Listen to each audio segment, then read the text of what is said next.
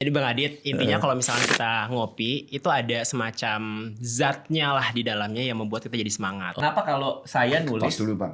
itu minum kopi itu lebih mantep gitu rasa kerjanya? Iya, jadi ada molekul namanya adenosin, ada namanya kafein. Nah, cara kerjanya, minta tolong dokter Tirta boleh? Boleh sampai keluar nanti. Soalnya biasanya kalau di lapangan, yang menjelaskan itu orang lapangan banget Bang. Iya.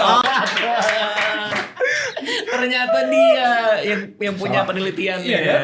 Ya jadi Penjelasannya. kalau Kak ternyata itu aku lakuin skripsi itu 2013 itu sebagai syarat buat esketnya. Yang aku teliti kebetulan itu Kafein. Ya saat itu kopi instan robusta. Terus kita bandingin sama yang decaffeinated. Oke. Ternyata di dalam kopi itu nggak hanya ada kafein tapi ada banyak banget zat. Salah satunya asam klorogenik. Itu yang membuat akhirnya si kopi dari berbagai macam ratus zat itu aromanya jadi khas. Terus kedua, efeknya mereka tuh memang 3. Dia menaikin si tekanan darah sistolik sama memicu aktivitas parasimpatis. Cara ngeceknya itu kita lewat cold pressure test saat itu. Jadi sebelum minum kopi dicek tensinya, terus suruh Harvard step up test. Apa tuh? Yang naik turun.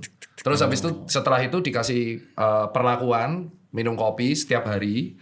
Terus akhirnya dicek lagi, ternyata ada peningkatan tekanan sistoliknya itu sekitar 7 sampai 8 dan itu tergantung dari kondisi masing-masing orang. Tapi kalau orang tersebut semakin sering minum kopi, itu terjadi toleransi. Betul. Oh. Jadi karena dia seringnya minum 1 gelas, akhirnya di penelitian tersebut yang aku lakuin di RCT itu dia titiknya setelah di bulan keberapa, karena itu hampir 8 bulan penelitiannya, di bulan ke-6 tensinya tuh jadi turun lagi. Artinya si tubuhnya sudah tolerance dengan kafeinnya. Oke. Itu reason akhirnya ketika si kopi tersebut di stop, dia jadi pusing kepalanya. Kayak Wheel which is yang lower saya syndrome. ini.